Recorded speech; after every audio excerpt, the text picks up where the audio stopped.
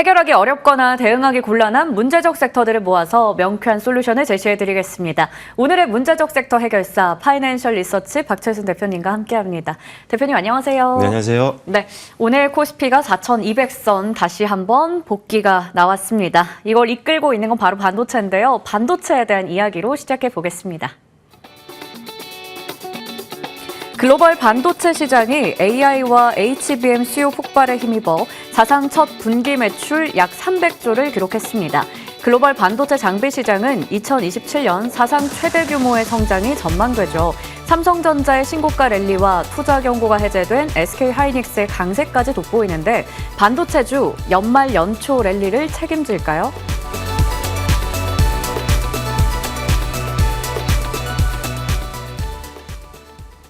네, 앞서 말씀드린 대로 오늘 반도체 투톱의 시세가 눈부십니다. 투자 경고가 해제되면서 SK하이닉스의 강세가 돋보이고 있습니다. 63만 닉스 다시 한번 회복하는 흐름이고요. 삼성전자의 신고가 랠리까지 이어지면서 장중에도 12만 원 선 터치까지 나왔습니다. 이제 목표 주가를 이미 글로벌 IB들이 높게 설정한 것도 있는데 우리 대표님께서는 목표 주가 어느 정도까지 바라보세요? 일단은 지금 목표 주가를 설정하는 의미가 있을까 싶을 정도로 네. 사실 단기적인 투자 매력도 있지만 중장기로 베팅하기도 여전히 저는 비싸다는 생각을 안 들고 있는 상황이거든요. 일단 기본적으로 지금 우리나라 메모리 반도체 양대 기업 자체가 슈퍼 오리라는 소리를 들을 정도로 엄청나게 지금 위치가 높아진 상황입니다. 실제로 얼마 전에 이제 마이크로소프트가 이제 우리나라 쪽 반도체 기업에게 가격을 제시를 했는데 이거를 지금 거절했을 정도로 예. 굉장히 지금 가격이 급등이 나오고 있는 상황이거든요.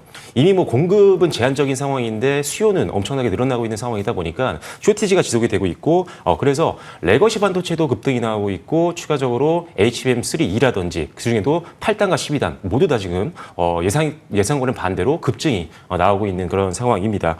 추가적으로 이제 또 수익성이 좋은 HBM4까지 내년에 또 출시가 예정이 되어 있는 상황이기 때문에 올해도 실적이 상당히 많이 급증을 했지만 내년 같은 경우도 영업이익 기준으로 봤을 때 삼성전자와 SK하이닉스 모두 다 올해 대비했을 때 한 2배 이상 증가할 걸로 예상을 하고 있거든요. 그래서 지금 SK하이닉스 같은 경우는 내년에 영업이익이 100조 이상까지도 바라보고 있는 상황이어서 이런 실적 전망치를 감안한다면 충분히 지금도 상승룸은 많이 열려있다고 보여집니다. 지금 삼성전자가 장중에 지금 11만 9천 원 정도 선 초반에서 지금 움직임을 보여주고 있는데요. 저는 조금 더 긴 호흡으로 본다라고 한다면 한 15만 원 선까지도 한번 우리가 룸을 열어놓고 중장기 베팅도 한번 고려해 보시면 좋겠다고 보고 있고요. 특히나 최근에 또 추가된 뉴스 중에 하나가 이 엔비디아가 그로기라는 회사를 인수를 했는데 이 회사가 최근에 이제 3개월 만에 거의 3배 이상 주가가 급등을 했거든요. 가치가 급등하면서 초기 투자자로 참여했던 삼성전자의 지분에도 상당히 유익한 영향을 줄 수 있어서 이 부분도 감안한다면 앞으로 추가적인 성장 모멘텀도 굉장히 단단하다라고 볼 수가 있을 것 같고 앞서 언급드린 것처럼 SK하이닉스 같은 경우도 지금 내년에 영업이익 100조까지 넘어설 것을 보고 있기 때문에 올해 지금 실적 전망치를 보면 이 회사가 지금 50조가 조금 안 되거든요. 그런데 내년에 100조가 넘어간다면 지금도 사실 주가는 충분히 더 올라갈 수 있다고 보고 있습니다. 그래서 저는 지금 한 63만 원대 중반에서 움직이고 있는데 한 80만 원 이상까지는 한번 누르면 열어놓고 좀 중장기 베팅도 한번 고려해 보시면 좋을 것 같습니다. 네, 좋습니다. 앞으로 상승 룸이 충분히 남아있다 말씀해 주셨는데요. SK하이닉스는 80만 원 선까지 그리고 삼성전자는 15만 원 선까지 저희가 또 목표 주가 설정하고 열심히 지켜보도록 하겠습니다. 그러면 이 반도체 주에 있어서 우리가 투자를 할 때 고려할 부분들도 이제 좀 생각을 해봐야 될 것 같은데요. 빅2뿐만 아니라 소부장까지 다 봤을 때 지금 환율도 상당히 많이 떨어졌죠. 1,430원대까지 내려와 있습니다. 뿐만 아니라 원자재 가격에 대해서도 좀 고려를 해봐야 되는 게 약간 이제 걱정 나오는 게 금값이 많이 올라가다 보니까 원가 상승 압박 이런 얘기도 나오더라고요. 네. 이 투자에 있어서 염두에 둬야 할 대내외적인 요소는 뭐가 있을까요? 전반적으로 다 봐야죠. 일단은 방금 말씀해 주신 부분을 제가 언급을 드려보면 원자재 가격이 올라간다라고 하면 사실은 이제 원재료비가 부담이 될 수가 있기 때문에 기업 입장에서는 상당히 좀 안 좋을 수 있다라고 생각하실 수가 있겠지만 지금 이 반도체 특히나 메모리 반도체 시장은 공급이 부족한 상황입니다. 그만큼 공급자 우위의 시장이기 때문에 이럴 때 원자재 가격이 올라갔을 때는 가격에 전가할 수 있는 확률이 굉장히 높습니다. 그래서 원자재 가격이 어느 정도 올라오는 것들은 충분히 상쇄 가능하다고 보고 있고요. 그리고 환율이 좀 떨어지긴 했지만 아직도 여전히 낮은 수준은 아닙니다. 높은 고환율 시대에는 역시나 제조업 특히나 수출 비중이 높은 기업들 같은 경우는 오히려 수혜를 볼 수 있는 부분들이 있어서 일단 환율에 대한 리스크도 그렇게 많지는 않아 보인다.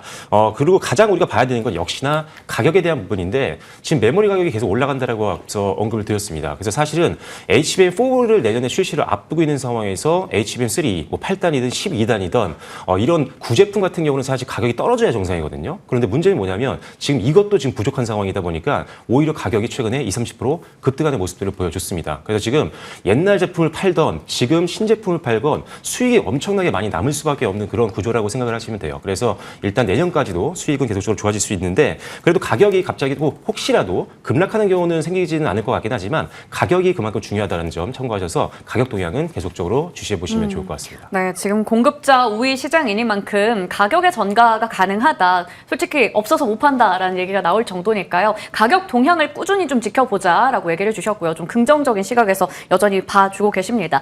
반도체 소부장 쪽은 그러면 이러한 낙수 효과를 언제쯤 더 잘 받아갈 수 있을까요? 물론 오름세가 나오고 있긴 하지만 투톱 대비해서는 아직 더 올라가야 되지 않을까 싶은데 낙수 효과 언제쯤 나타날 수 있을지 그리고 우리가 이 안에서도 주목할 만한 우선순위로 둘 만한 종목은 어떤 게 있을까요? 네, 일단은 AI 거품론이 이제 어느 정도 완화가 되고 이제 기대감만 이제 남은 상황이잖아요. 그러다 보니까 역시나 반도체 투톱이 먼저 움직이는 거는 맞는 것 같고요. 그들이 이어서 보통 이제 소부장 기업들이 따라가게 되는데 역시나 이제 수주가 본격적으로 증가할 수 있는 가장 먼저 수주가 들어올 수 있는 소부장은 당연히 장비입니다. 그래서 장비 일단 여러분들이 보시는 게 좋겠다라고 생각을 하고 있고 새해가 들어가면 일단 대장주 같은 경우도 계속 뭐 오를 수는 없는 거기 때문에 어느 정도 상승세가 조금 완화가 된다라고 한다면 그때부터 소부장 기업들이 따라서 키 맞추기를 할 수 있는 확률이 높다라고 보여집니다. 그래서 일단 기본적으로는 본인이 하고 있는 주력 사업 선도 기업들, 시장 점유율 상위 기업들을 먼저 보시는 게 좋겠다라고 말씀드리겠고요. 특히나 뭐 DDR5라든지 HBM4라든지 고사양 메모리 쪽에 대한 어떤 대응이 가능한 기술을 갖고 있는 기업들을 위주로 보시는 게 좋은데 대장주로 일단은 당연히 가장 큰 시가총액을 가지고 있는 한미반도체 같은 경우는 네. 뭐 여전히 뭐 TC본더 시장에서는 시장 점유율 70%가 넘어가는 대표 기업입니다. 물론 하나세미텍 때문에 좀 걱정하시는 분들이 있겠지만 하나세미텍은 상장 기업이 아니잖아요. 그래서 네. 하나비전과 엮여서 움직이는데 하나비전에서 차지하고 있는 이익 기여도가 그렇게 높지는 않습니다. 그래서 사실상 TC본더 쪽을 베팅할 때는 한미반도체 거의 뭐 저는 가장 매력적인 종목이라고 보기 때문에 한미반도체 뭐 지금도 횡보하고 있지만 충분히 고점 뚫을 수 있는 종목이어서 지금도 보시면 좋을 것 같고요. 그리고 제가 지난주에 추천드렸던 종목이 원익 IPS였는데 이 종목 같은 경우도 그 기준에 맞습니다. 왜냐하면 일단 기본적으로 이 회사가 갖고 있는 증착 장비 같은 경우가 고사양 메모리가 계속적으로 증가를 하게 된다고 한다면 이 증착 장비가 필수거든요. 특히나 이제 삼성전자 메모리 반도체 비중이 50%가 넘어가는 그런 상황이고 파운드리 쪽에 대응을 할 수 있는 기술을 갖고 있는 유일한 증착 기업이 바로 이 원익 IPS이기 때문에 역시나 기존에 말씀드렸던 75만 원 이상 정도까지 계속 끌고 가시면서 수익률을 더 극대화시키시면 좋을 것 같습니다. 네, 좋습니다. 소부장 안에서 장비 쪽 보는데 시장 점유율이 높은 쪽들 보자. 한미 반도체 말씀해 주셨고요. 지난주에 얘기해 주셨던 원익 IPS 같은 경우에도 75만 원 선까지 계속 끌고 가보자라고 AS까지 주셨습니다.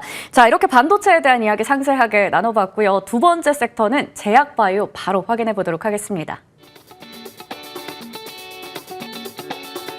12월 코스닥 거래대금이 2년 4개월 만에 최대치를 기록했습니다. 그 중심엔 제약바이오가 있을 텐데요. K바이오의 빅딜 기회장인 JP모건 헬스케어 컨퍼런스도 임박했고 첫 국산 비만약에 대한 기대도 고조됩니다. 바이오주 지금 선점할까요?